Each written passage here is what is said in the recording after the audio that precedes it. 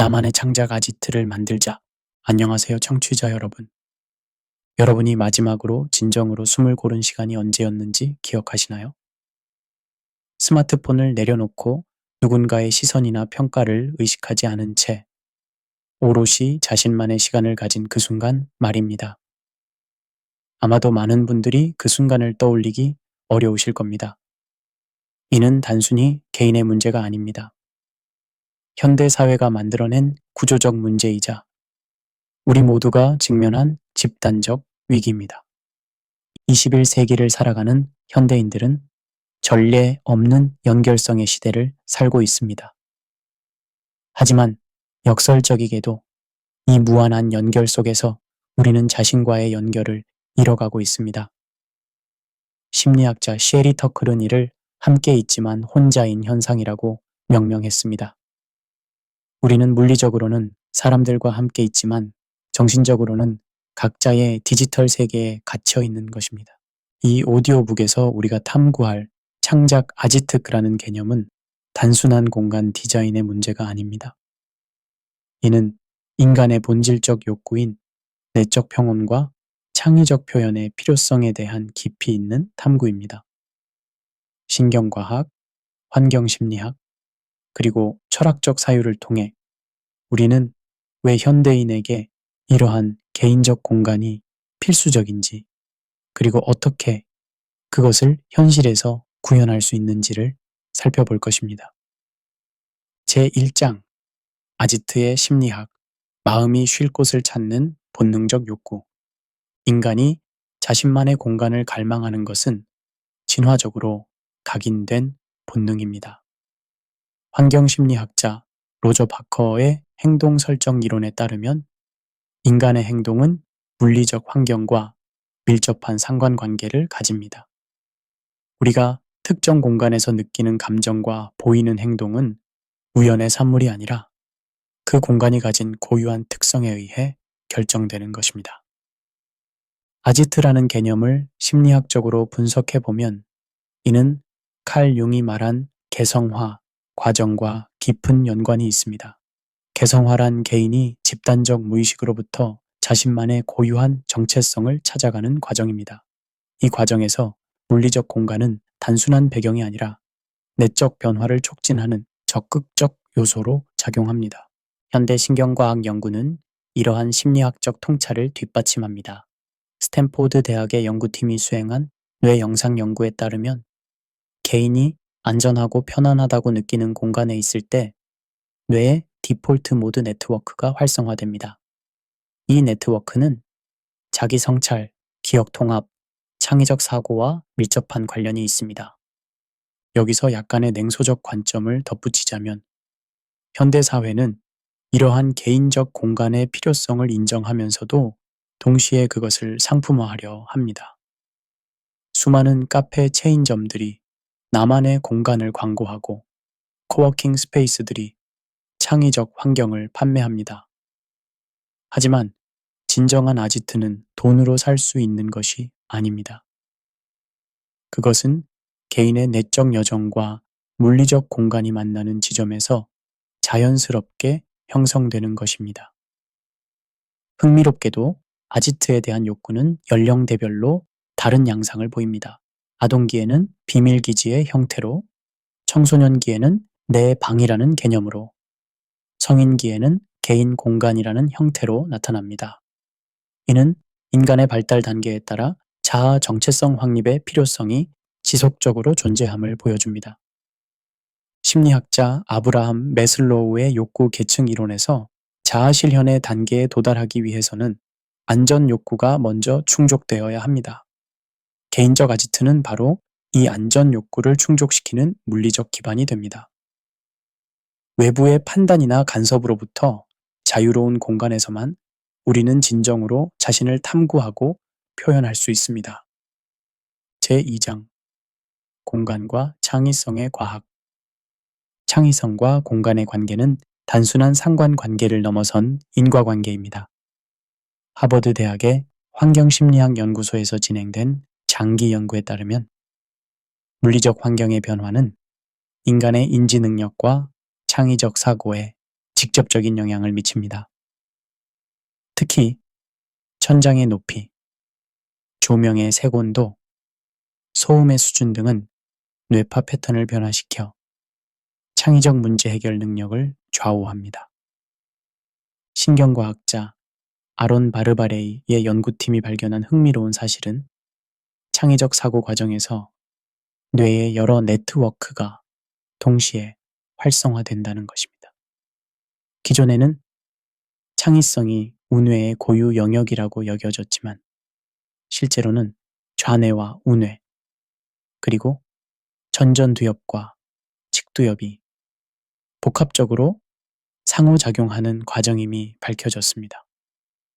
이러한 복잡한 신경 활동이 원활하게 이루어지기 위해서는 적절한 환경적 조건이 필수적입니다. 색채 심리학의 관점에서 보면 각기 다른 색상은 뇌의 서로 다른 영역을 자극합니다. 파란색은 세로토닌 분비를 촉진하여 평온함을 주고, 녹색은 부교감 신경을 활성화시켜 스트레스를 감소시킵니다. 반면 빨간색은 각성을 높이고 주의력을 집중시키지만 과도할 경우 불안감을 증가시킬 수 있습니다. 따라서 창작 아지트의 색채 구성은 개인의 창작 스타일과 필요에 따라 신중하게 선택되어야 합니다. 소음과 침묵의 균형 또한 중요합니다. 완전한 침묵은 오히려 창의성을 저해할 수 있습니다. 시카고 대학의 연구에 따르면 70데시벨 정도의 배경 소음은 추상적 사고를 촉진하고 창의적 성과를 향상시킵니다. 이는 적당한 소음이 뇌의 주의력을 분산시켜 고정관념에서 벗어나게 하기 때문입니다. 카페에서 작업할 때 더 창의적인 아이디어가 떠오르는 이유가 바로 여기에 있습니다. 공간의 크기 역시 창의성에 영향을 미칩니다. 너무 넓은 공간은 산만함을 유발하고 너무 좁은 공간은 압박감을 줍니다. 건축심리학자 셀리 아우구스틴의 연구에 따르면 개인 작업 공간의 최적 크기는 약 9에서 12제곱미터입니다. 이는 개인이 통제감을 느끼면서도 충분한 활동성을 보장하는 크기입니다. 제3장 감정회복의 신경과학.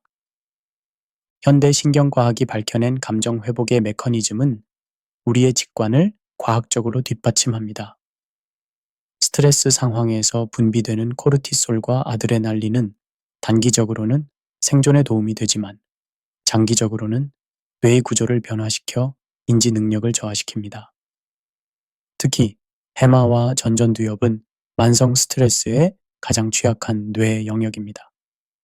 하버드 의과대학의 신경과학자 사라 라자르의 연구에 따르면 명상과 같은 이완 상태에서는 뇌의 기본 모드 네트워크가 활성화되어 자기 성찰과 내적 치유가 일어납니다. 이 과정에서 뇌파는 알파파와 세타파 상태로 변화하며 이는 깊은 휴식과 창의적 통찰의 최적 조건입니다. 감정 조절의 중추인 편도체는 환경의 안전성을 지속적으로 평가합니다. 개인이 안전하다고 느끼는 공간에서는 편도체의 활성도가 감소하고 대신 전전두엽의 조절 기능이 강화됩니다. 이는 감정의 격변 없이 차분한 상태에서 자신의 감정을 관찰하고 정리할 수 있게 해줍니다. 옥시토신이라는 유대 호르몬도 중요한 역할을 합니다. 흥미롭게도 옥시토신은 타인과의 물리적 접촉뿐만 아니라 자신이 애착을 느끼는 공간이나 물건과의 상호작용에서도 분비됩니다. 개인적 아지트에서 좋아하는 음악을 듣거나 의미 있는 물건을 만지작거리는 행위가 실제로 생리적 안정감을 주는 이유입니다. 호흡의 과학 또한 무시할 수 없습니다. 복식호흡은 미주신경을 자극하여 부교감 신경계를 활성화시킵니다. 이는 심박수를 낮추고 혈압을 안정시키며 소화 기능을 개선하고 면역력을 강화합니다. 창작 아지트에서의 의식적인 호흡 연습은 단순한 이완 기법을 넘어 전신의 생리적 균형을 회복시키는 치료적 개입입니다. 감정 회복의 과정에서 시간 인식의 변화도 중요합니다. 스트레스 상태에서는 시간이 빠르게 흘러가는 것처럼 느껴지지만 이완 상태에서는 시간이 천천히 흘러가는 것처럼 느껴집니다. 이는 뇌의 시간 처리 방식의 변화를 반영하며 개인적 아지트에서의 시간이 질적으로 다른 경험이 되는 이유를 설명합니다. 제4장 미니멀리즘과 공간 디자인, 적게 소유하고 더 많이 느끼는 지혜. 미니멀리즘은 단순히 물건을 적게 두는 것이 아닙니다. 이는 인간의 인지 부하를 줄여 정신적 에너지를 보존하고 진정으로 중요한 것에 집중할 수 있게 하는 철학적 접근법입니다.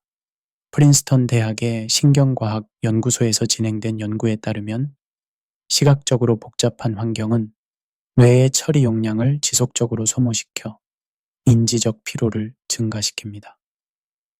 물건과 인간의 관계를 심리학적으로 분석하면 우리는 소유물을 통해 자신의 정체성을 확장합니다. 러셀 벨크의 확장 자아 이론에 따르면 개인이 소유한 물건들은 단순한 도구가 아니라 자아의 일부가 됩니다. 따라서 창작 아지트의 구성 요소들은 개인의 가치관과 미적 감각을 반영하는 중요한 요소입니다. 하지만 현대 소비주의 문화는 이러한 자연스러운 애착 관계를 왜곡시킵니다. 마케팅은 우리에게 끊임없이 새로운 물건이 필요하다고 속삭이고 소셜미디어는 타인의 소유물과 비교하게 만듭니다. 여기서 약간의 냉소적 관점을 덧붙이자면 아이러니하게도 미니멀 라이프 스타일마저 하나의 상품이 되어 판매되고 있습니다. 비싼 미니멀 가구와 정리 서비스들이 미니멀리즘의 본질과는 반대되는 소비를 부추기고 있는 것입니다. 공간 디자인의 기본 원칙을 살펴보면 황금 비율이 인간에게 가장 안정감을 주는 비율이라는 것이 여러 연구를 통해 확인되었습니다. 이는 가구 배치, 벽면 장식, 심지어 책상 위 물건 배치에도 적용할 수 있습니다. 대칭과 비대칭의 균형, 수직선과 수평선의 조화는 시각적 안정감을 제공하여 마음의 평온을 촉진합니다. 색채 이론에서 단색조 배색은 시각적 소음을 최소화하여 집중력을 향상시킵니다. 하지만 완전한 단색조는 단조로움을 유발할 수 있으므로 같은 색상군 내에서 명도와 채도의 변화를 주는 것이 바람직합니다. 자연에서 영감을 받은 대지색과 식물의 녹색은 진화적으로 인간에게 안전감을 주는 색상입니다. 질감, 즉 텍스처어의 다양성은 촉각적 풍요로움을 제공합니다. 부드러운 직물, 거친 나무, 차가운 금속, 따뜻한 도자기 등 서로 다른 질감의 조합은 단조로운 시각적 환경에 촉각적 흥미를 더합니다. 핀란드의 건축가 유하니 팔라스만은 건축의 눈에서 현대 건축이 시각에만 치우쳐 다른 감각을 소홀히 한다고 비판했습니다. 조명 디자인에서 간접 조명은 직접 조명보다 더 부드럽고 자연스러운 분위기를 연출합니다. 벽면이나 천장에 반사된 빛은 그림자를 부드럽게 만들어 공간의 경계를 모호하게 하고 이는 심리적으로 공간을 더 넓게 느끼게 합니다. 캔들이나 소형 램프의 따뜻한 빛은 원시적 기억을 자극하여 본능적 안정감을 제공합니다. 공간의 경계 설정도 중요합니다. 물리적으로 완전히 닫힌 공간이 아니더라도 시각적 경계를 만들어 심리적, 사적 영역을 확보할 수 있습니다. 책장, 식물, 파티션, 심지어 바닥의 러그도 공간을 구분하는 효과적인 도구가 될 수 있습니다. 이는 환경 심리학에서 말하는 영역성 욕구를 충족시킵니다. 제5장 루틴의 힘과 습관 형성, 작은 변화가 만드는 큰 차이. 행동과학자 BJ 포그의 행동 모델에 따르면 행동의 변화는 동기, 능력, 그리고 촉발 요인의 결합으로 이루어집니다. 창작 아지트에서의 루틴은 이 세 요소를 모두 갖춘 완벽한 행동 변화 시스템입니다. 공간 자체가 촉발 요인이 되고 간단한 활동들이 능력의 문턱을 낮추며 개인적 만족이 동기를 지속시킵니다. 루틴의 심리적 효과는 예측 가능성을 통한 안정감 제공입니다. 불확실성은 인간에게 스트레스를 주는 주요 요인 중 하나입니다. 일정한 루틴은 최소한 하루 중 일부분이라도 예측 가능하게 만들어 전반적인 불안감을 감소시킵니다. 이는 특히 변화가 빠른 현대사회에서 더욱 중요한 의미를 갖습니다. 여기서 약간의 냉소적 관점을 덧붙이자면 현대의 아침 루틴이나 미라클 모닝 같은 트렌드들은 루틴의 본질을 왜곡하고 있습니다. 소셜미디어에서 보이는 완벽한 루틴들은 대부분 현실성이 떨어지며 오히려 일반인들에게 부담감과 좌절감을 줍니다. 진정한 루틴은 남에게 보여주기 위한 것이 아니라 자신의 내적 균형을 위한 것입니다. 시간 생물학 관점에서 보면 인간의 생체 리듬은 24시간 주기로 호르몬 분비와 천, 각성도가 변화합니다. 개인의 크로노타입에 따라 최적의 활동 시간이 다르므로 창작 아지트 활용 시간도 개인차를 고려해야 합니다. 올빼미형 인간에게 새벽 5시 명상을 강요하는 것은 비효율적입니다. 루틴 설계의 핵심은 점진적 발전입니다.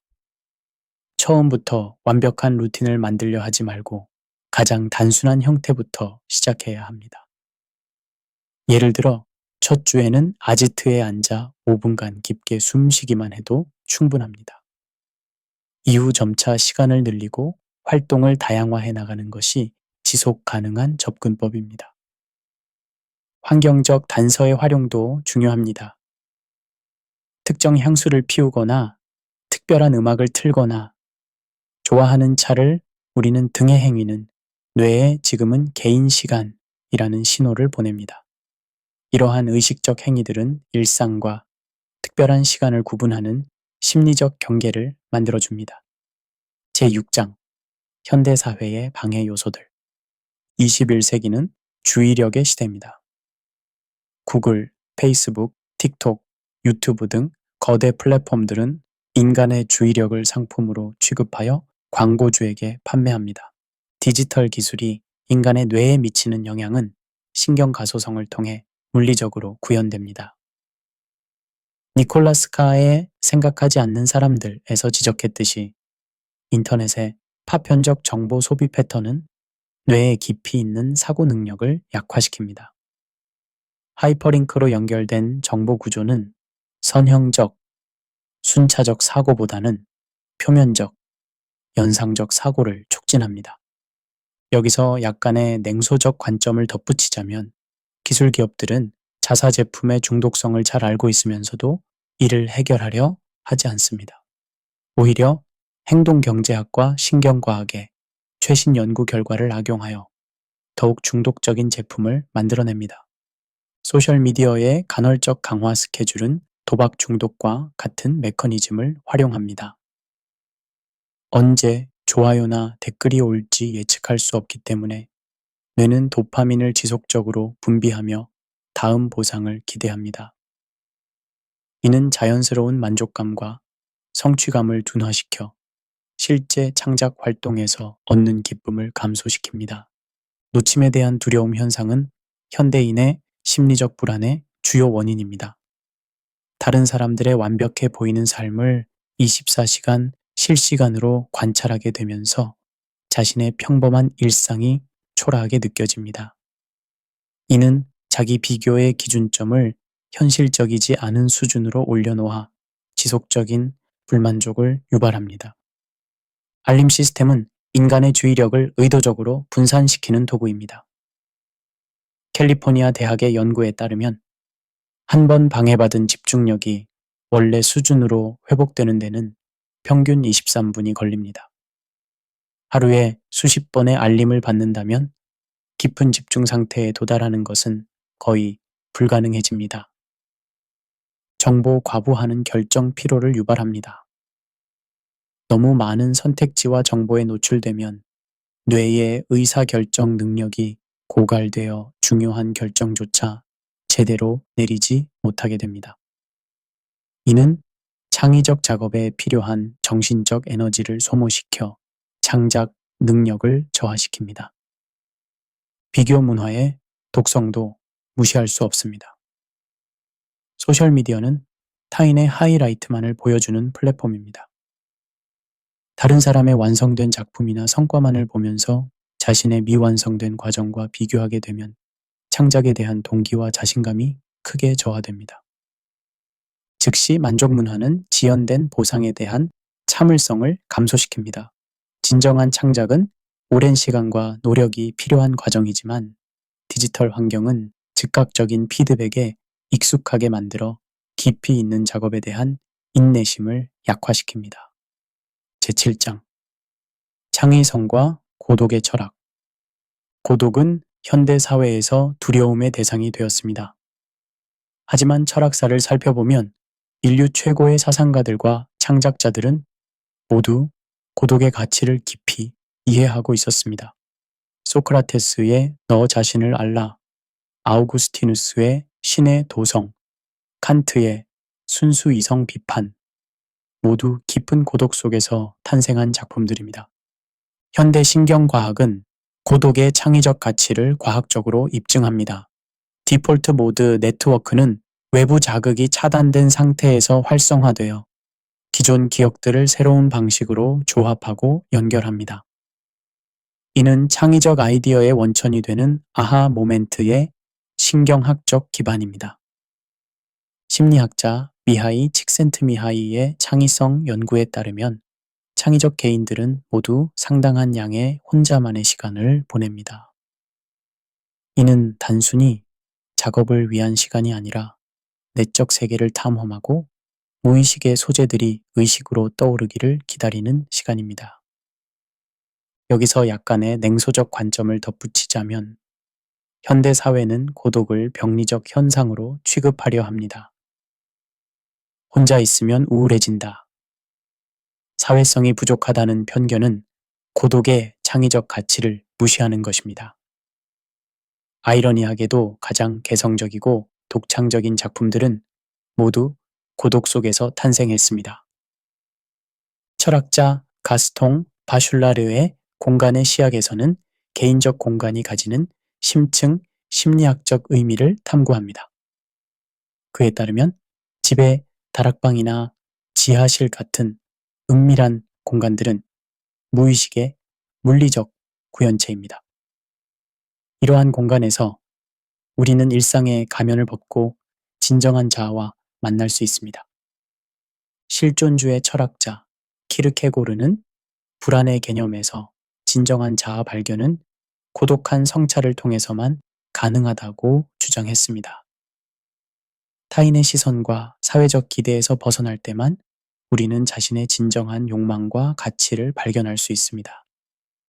창작 아지트는 바로 이러한 실존적 탐구를 위한 물리적 기반입니다. 동양 철학에서 정적의 개념은 단순한 침묵이 아니라 만물의 본질과 소통하는 상태를 의미합니다.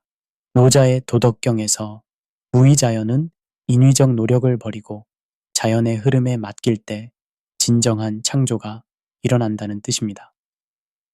창작 아지트에서의 시간은 바로 이러한 무의의 상태를 경험하는 기회입니다. 융의 분석 심리학에서 적극적 상상은 의식과 무의식 사이의 대화를 통해 새로운 통찰을 얻는 방법입니다. 이는 혼자만의 공간에서 외부의 방해 없이 내적 이미지들을 자유롭게 떠올리고 탐구할 때 가능해집니다. 많은 예술가들이 무의식적으로 이 방법을 사용하여 작품을 창조합니다. 선불교의 좌선 전통은 아무것도 하지 않는 시간의 깊은 가치를 보여줍니다. 목표 지향적인 현대사회에서 아무것도 하지 않기는 시간 낭비로 여겨지지만 실제로는 마음의 정화와 창의적 직관의 회복을 위한 필수적 과정입니다. 니체의 짜라투스트라는 이렇게 말했다에서 창조는 기존 가치의 파괴와 새로운 가치의 창조를 의미합니다. 이러한 창조적 파괴는 사회적 압력과 관습에서 벗어난 고독한 성찰 속에서만 가능합니다. 진정한 창작자는 군중의 소음에서 벗어나 자신만의 목소리를 찾아야 합니다. 제8장 실천 방법과 구체적 가이드, 이론을 현실로 만드는 단계별 접근. 이론적 이해를 실제 적용으로 전환하는 것은 별개의 기술입니다. 창작 아지트 구축은 거창한 프로젝트가 아니라 작은 변화들의 누적으로 이루어집니다. 행동과학의 관점에서 보면 너무 큰 변화는 저항을 불러일으키고 지속되지 못합니다. 대신 최소 실행 가능한 변화부터 시작해야 합니다. 1단계 공간 분석과 가능성 탐색. 현재 생활 공간을 객관적으로 분석해 보세요. 완벽한 방이 없어도 괜찮습니다. 침실의 한 구석, 거실의 창가, 심지어 발코니나 계단 참도 가능성이 있는 공간입니다. 중요한 것은 크기가 아니라 개인적 영역감을 확보할 수 있는지 여부입니다. 공간 선택의 기준을 정리하면 첫째, 최소 1시간 정도는 방해받지 않을 수 있는 곳. 둘째, 자연광이 들어오거나 적절한 조명을 설치할 수 있는 곳. 셋째, 앉거나 기댈 수 있는 구조가 있는 곳. 넷째, 개인적 물건들을 둘 수 있는 최소한의 공간이 있는 곳. 2단계, 최소 구성 요소 설치. 첫 주에는 정말 기본적인 것들만 준비하세요. 편안한 쿠션이나 방석 하나, 작은 테이블이나 선반, 간단한 조명, 노트와 펜 하나씩이면 충분합니다. 완벽한 세팅을 기다리지 말고 지금 가진 것으로 시작하는 것이 핵심입니다. 여기서 약간의 냉소적 관점을 덧붙이자면 인테리어 잡지나 SNS에 완벽한 공간 사진들에 현혹되지 마세요. 그런 공간들은 대부분 사진을 위해 연출된 것이며 실제 생활과는 거리가 멉니다. 진정한 아지트는 사진 발보보다 실용성과 개인적 의미가 우선입니다. 3단계 시간 루틴 확립. 하루 중 가장 방해받을 가능성이 적은 시간대를 찾으세요. 이른 아침이나 늦은 저녁이 일반적이지만 개인의 생활 패턴에 따라 조정해야 합니다. 중요한 것은 일관성입니다. 같은 시간에 같은 공간에서 시간을 보내면 뇌는 그 시간을 특별한 시간으로 인식하기 시작합니다. 첫 주에는 외에서 10분부터 시작하세요. 무언가를 반드시 생산해내려 하지 말고 그냥 그 공간에 앉아 있는 것 자체에 익숙해지는 것이 목표입니다. 점차 시간을 늘려가되 20에서 30분을 넘지 않는 것이 좋습니다. 너무 긴 시간은 부담스러워서 지속하기 어렵습니다. 4단계 활동 콘텐츠 개발. 단순한 호흡 관찰부터 시작하세요. 숨이 들어오고 나가는 것을 의식적으로 관찰하는 것만으로도 충분한 활동입니다. 이후 자유연상 글쓰기, 감정상태 체크, 하루 되돌아보기, 내일 계획하기 등을 점차 추가해 나가세요. 창의적 활동으로는 자유 드로잉, 단어 연상 게임, 음악 감상과 감상문 쓰기, 시 읽기와 필사, 명상적 색칠하기 등이 좋습니다. 중요한 것은 결과물의 완성도가 아니라 과정 자체를 즐기는 것입니다. 5단계 환경 최적화. 기본 루틴이 자리 잡히면 점차 환경을 세밀하게 조정해 나가세요. 향초나 디퓨저로 후각적 환경을 만들고 식물을 추가하여 생동감을 더하고 좋아하는 사진이나 그림으로 시각적 즐거움을 증가시키세요. 온도와 습도도 중요합니다. 너무 덥거나 춥지 않도록 온도와 습도를 조절하고 스스로가 가장 편안하다고 느낄 수 있는 환경을 만드세요. 그리고 공기 순환을 위해 가끔 환기를 시키고 먼지나 잡동사니가 쌓이지 않도록 정기적으로 정리하세요. 6단계 지속 가능성 확보. 습관이 형성되려면 최소 21일, 안정화되려면 66일 정도가 필요합니다. 이 기간 동안 완벽하지 않아도 괜찮으니 지속성에 집중하세요. 하루 빠뜨리더라도 다음날 다시 시작하면 됩니다. 주변 사람들의 이해도 중요합니다. 가족이나 동거인에게 이 시간의 의미를 설명하고 협조를 구하세요. 내가 더 나은 사람이 되기 위한 시간이라고 말하면 대부분 이해해 줍니다. 그리고 마지막으로 7단계, 발전과 변화. 몇 개월 후에는 자신만의 패턴과 선호도가 분명해집니다. 이때 공간이나 활동을 좀 더 개인화하고 정교화하세요. 하지만 너무 복잡하게 만들지는 마세요. 단순함이 지속 가능성의 핵심입니다. 계절에 따라 활동을 조정하는 것도 좋습니다. 봄에는 새로운 시작을 위한 계획, 여름에는 활동적 창작, 가을에는 성찰과 정리, 겨울에는 내적 탐구에 집중하는 식으로 변화를 주면 지루함을 방지할 수 있습니다. 제9장 창작 아지트의 다양한 형태, 개인별, 맞춤형, 솔루션. 모든 사람이 같은 형태의 아지트를 필요로 하는 것은 아닙니다.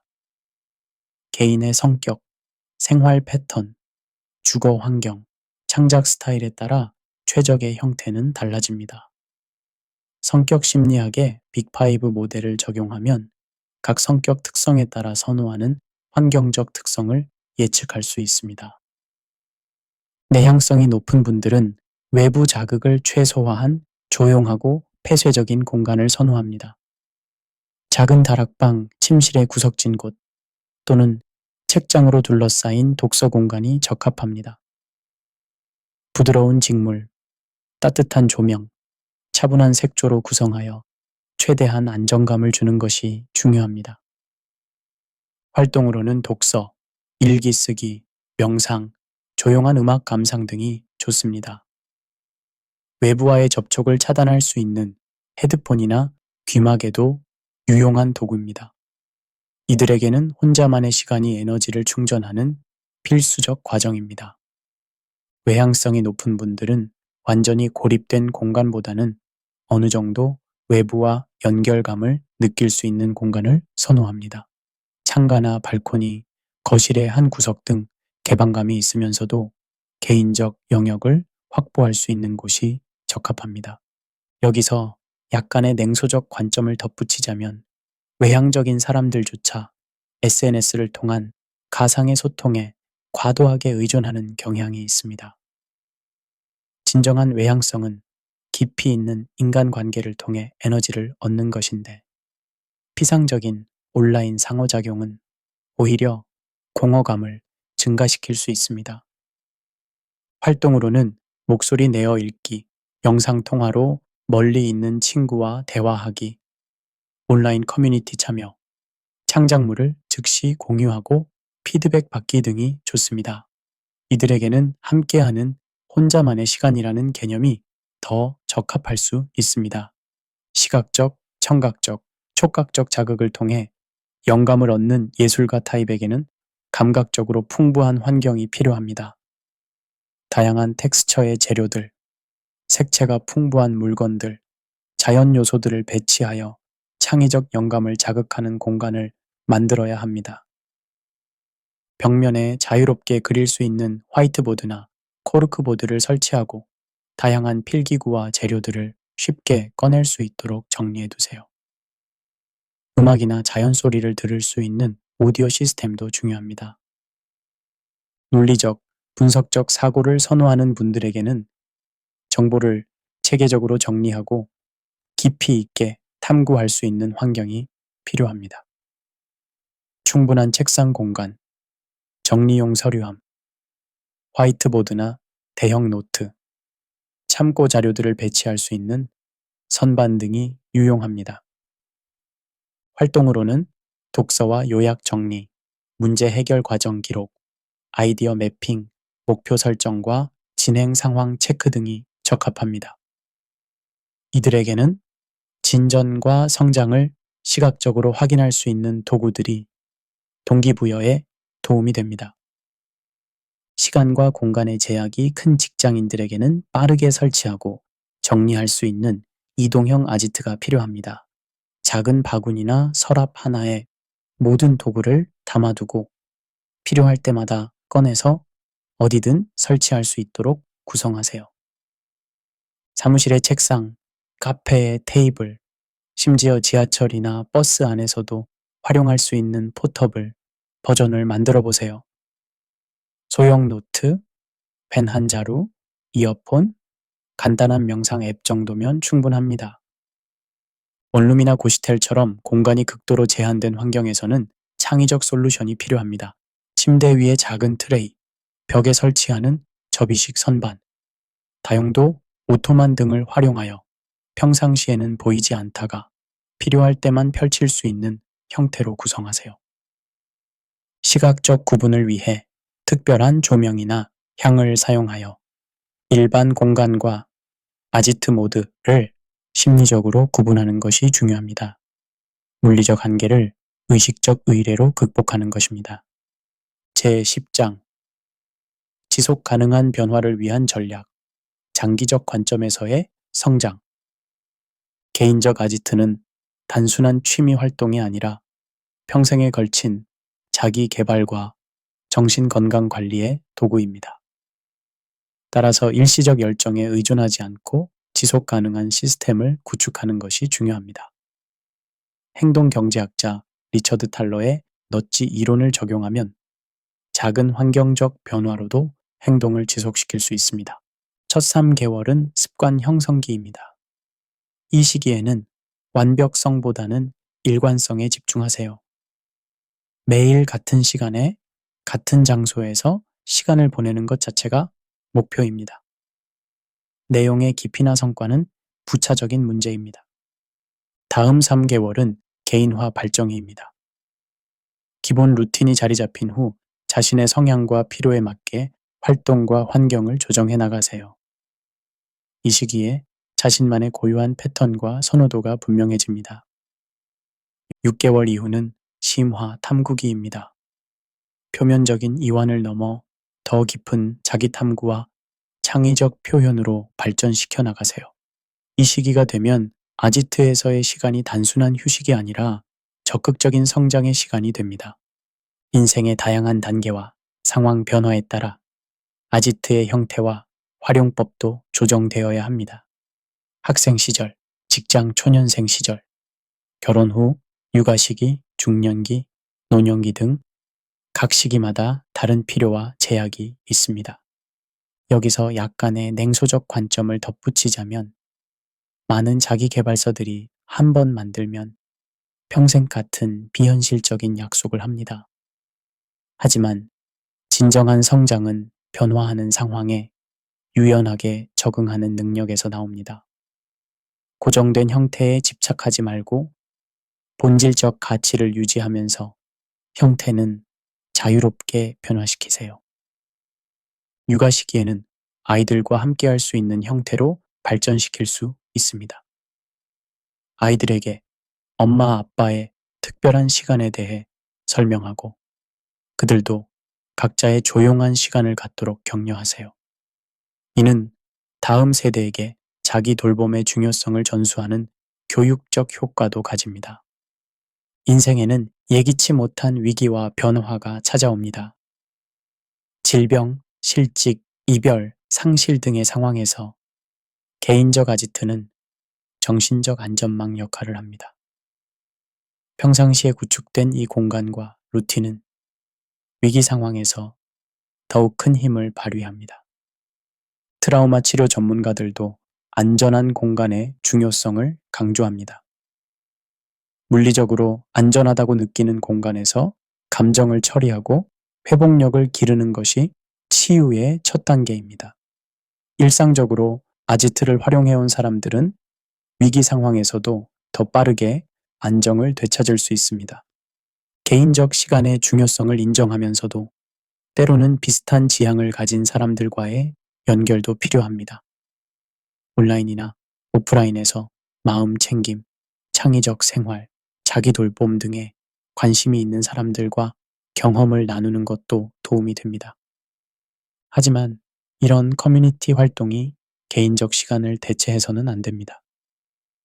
오히려 개인적 성찰을 통해 얻은 통찰을 다른 사람들과 나누고 그들의 경험에서 새로운 아이디어를 얻는 보완적 관계여야 합니다. 마지막으로 꼭 기억해야 할 것은 개인적 아지트를 통해 궁극적으로 달성하고자 하는 것이 무엇인지 명확히 하셔야 합니다. 단순한 스트레스 해소인지, 창의적 능력 개발인지, 내적 평화 추구인지, 아니면 이 모든 것의 조화인지 정해야 합니다. 10년, 20년 후에 자신을 상상해 보세요. 지속적으로 자기 돌봄을 실천해온 사람과 그렇지 않은 사람의 차이는 단순히 개인적 만족을 넘어 인생의 질 전체에 영향을 미칩니다. 이는 자신뿐만 아니라 주변 사람들에게도 긍정적 영향을 미치는 선순환을 만들어냅니다. 결론. 마음이 피어나는 공간에서 만나는 새로운 자아. 우리는 이 오디오북을 통해 개인적 공간의 필요성을 과학적, 철학적, 실용적 관점에서 탐구해 왔습니다. 창작 아지트는 단순한 물리적 공간이 아니라 현대인이 자신과 다시 연결되기 위한 필수적 도구임을 확인했습니다. 신경과학이 밝혀낸 바에 따르면 정기적인 명상적 시간은 뇌의 구조를 실제로 변화시켜 스트레스 저항성을 높이고 창의적 사고 능력을 향상시킵니다. 환경심리학의 연구는 적절하게 설계된 개인 공간이 감정 조절과 인지 능력에 미치는 긍정적 영향을 입증했습니다. 철학적 관점에서 보면 고독한 성찰의 시간은 진정한 자아 발견과 개성화 과정에 필수적입니다. 소크라테스로부터 니체에 이르기까지 인류의 위대한 사상가들은 모두 혼자만의 시간을 통해 깊은 통찰을 얻었습니다.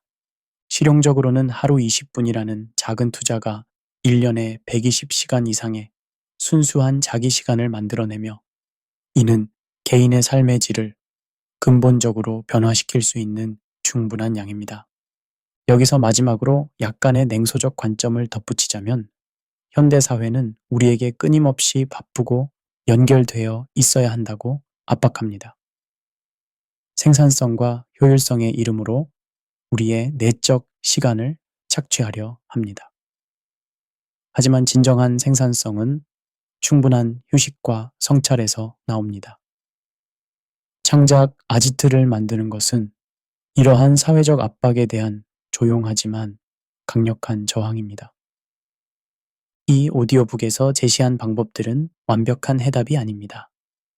각자의 상황과 필요에 맞게 조정하고 발전시켜 나가야 하는 시작점일 뿐입니다. 중요한 것은 완벽한 시작이 아니라 지속 가능한 변화입니다. 당신의 창작 아지트가 어떤 형태든 어디에 위치하든 그곳에서 보내는 시간이 당신을 더 나은 사람으로 만들어 갈 것입니다. 마음이 쉴 수 있는 공간에서 진정한 자아와 만나고 창의적 에너지를 회복하며 내일을 살아갈 힘을 기르시길 바랍니다. 성경의 시편 46편 10절은 이렇게 말합니다. 너희는 가만히 있어 내가 하나님 됨을 알지어다. 이는 단순히 종교적 의미를 넘어 내적 고요함 속에서 진리와 만나는 보편적 지혜를 담고 있습니다. 당신의 작은 아지트가 바로 그런 진리와 만나는 성소가 되기를 기원합니다. 감사의 말씀. 이 긴 여정을 함께 해주신 모든 분들께 깊은 감사를 드립니다. 현대의 바쁜 삶 속에서도 자신만의 평온한 시간을 찾으려 노력하시는 여러분의 용기와 지혜의 경의를 표합니다. 이 오디오북의 내용이 도움이 되셨다면 더 많은 분들과 나누어 주시기 바랍니다. 그리고 저희 유튜브 채널을 구독하시면 지속적으로 업데이트되는 실용적인 팁과 심화 내용들을 만나보실 수 있습니다. 여러분, 각자의 작은 아지트에서 피어나는 창의와 평화가 이 세상을 조금 더 아름답게 만들어 갈 것이라 믿습니다. 오늘부터 시작하세요. 당신의 마음이 기다리고 있습니다.